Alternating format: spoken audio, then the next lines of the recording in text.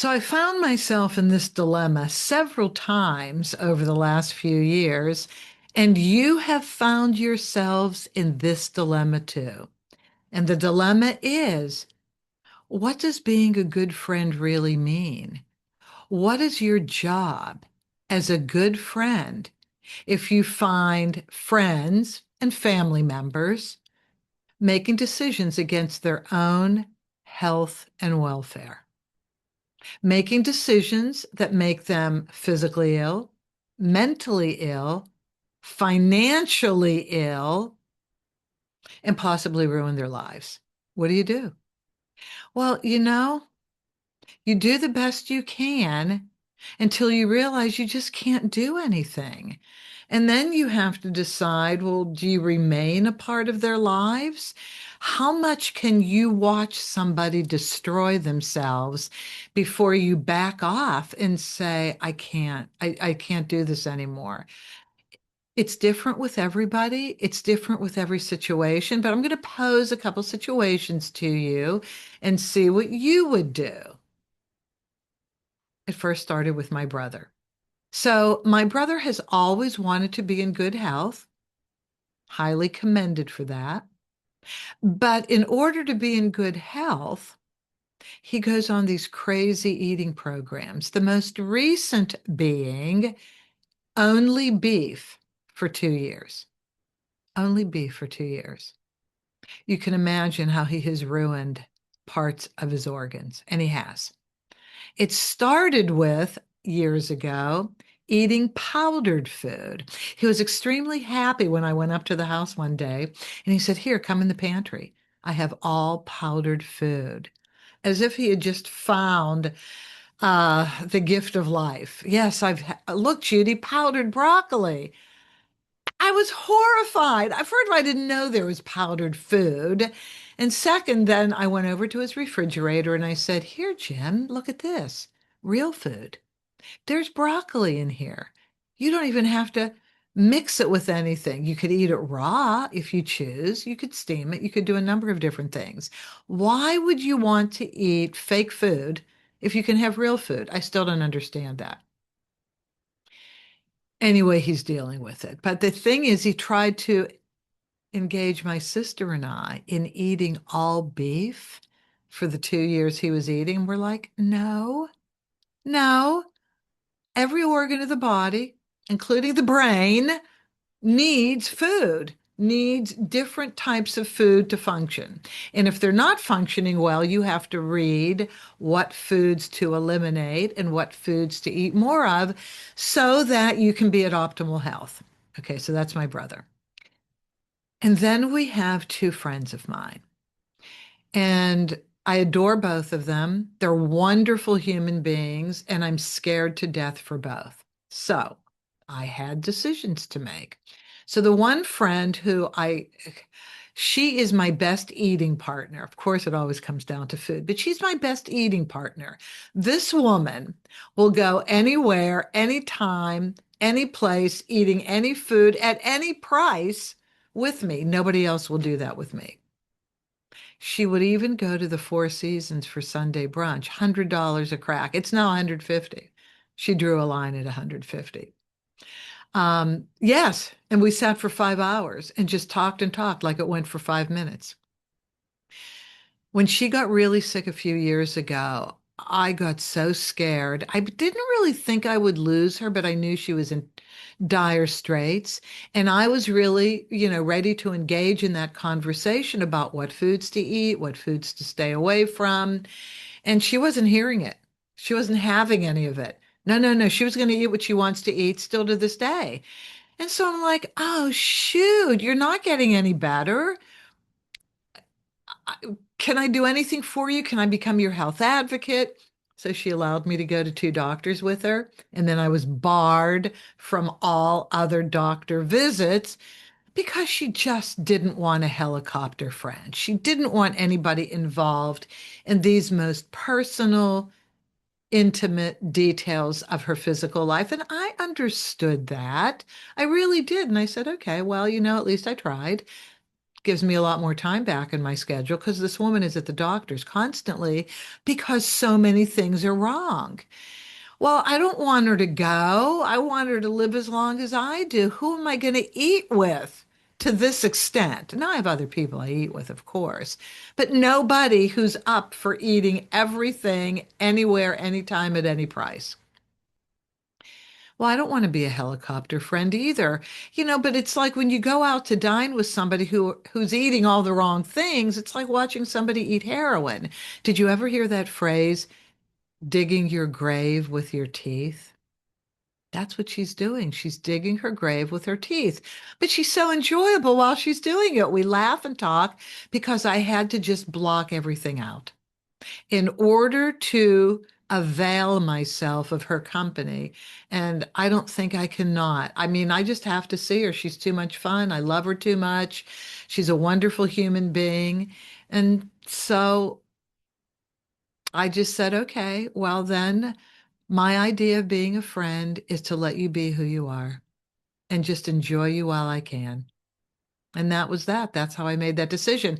Unfortunately, one of her other friends who's been with her longer than I had to leave. He could not watch her making decisions against her own best health and welfare. And so he had to go, and it was crushing, crushing to her. And I understand that. And I bet it was crushing to him too to make that decision. But he knew what he could do and what he couldn't do. I have a higher tolerance level. Plus, I love eating. So I'll go out with you and I'll eat and I'll enjoy your company. And thank you for letting me do that. Now we have my other friend. This is pure delusion. And my heart goes out to her. Oh my God. She's never lived alone. Her partner of 40 years died in January, the day after the dog died. I mean, can you imagine what that would do to you, to your psyche? I don't know that I could take it. Her father died 3 years ago, and her mother's kind of out the door. But our moms, they keep resurrecting and resurrecting and resurrecting. So she was approached by, I believe, criminals impersonating a celebrity. I'm not going to say who. The celebrity is a power lesbian, though, I'll at least say that. There's no way in hell this is the real power lesbian because it started with a scam. It started with the Apple gift card scam that she bought into. She spent, I don't even want to say the amount of money, enormous amounts of money, sending to this power lesbian scammer. I know I'm not wrong. Anyway, point being, just to watch that go down, to listen to her talk about this person who's making her so happy, and she's not seeing any of the signs that clearly show that this is not the real person. I can't call her. I cannot have a conversation with her. I don't know how to have a conversation with her. She lives in another state. So we can't go out to eat. I can't talk to her. So I made a different decision with her. And now I have one more example because it changes, with everybody. So I have one more example of a family that I don't know, but somebody told me about this family and it's kind of interesting. So I share this with you in conclusion. An older man, retired, was having heart failure. The doctor says, we have to get you into heart surgery immediately or you'll be dead in a month. And the gentleman says, well, what does all this entail? And then what's the upkeep like? And they explained, and he said, I can't do it. I literally can't do it. That's too hard for me. I'd rather die. I just want to live. I'd rather die. I'll die when I die. Well, the family, of course, was very upset.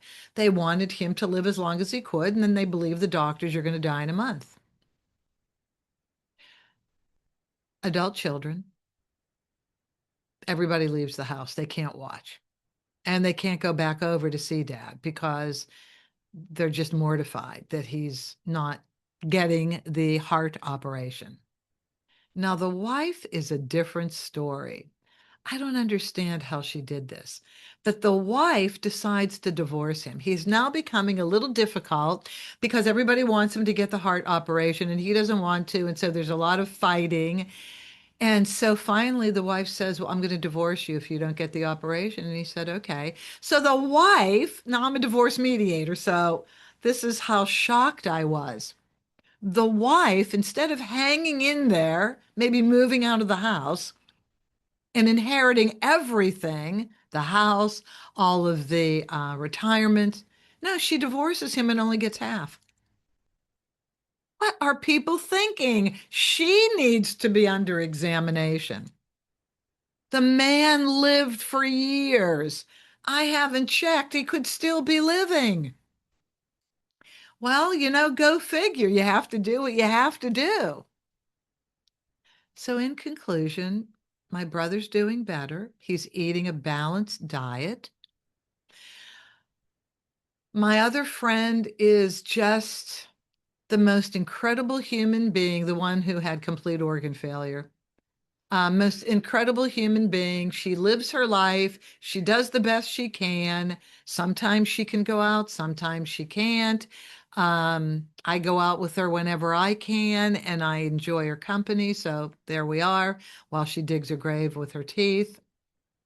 And then I can't talk to my other friend who believes there's a power lesbian, a well-known power lesbian in love with her. I just can't. I can't listen to that. So from our mutual friend, I keep tabs on what's going on. Oh, I forgot to tell you, with the one who's in love with the power lesbian who they almost have never seen each other, they just text. I got so involved when it started happening.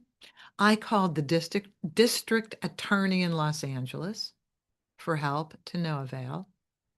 I called and went over to the Beverly Hills Police Department, to no avail. I called the agent for the celebrity, no bueno. And I called the attorney for the celebrity, who said there are a ton of imposters out there for his client. And there's nothing he can do. He's called the FBI and they won't do anything.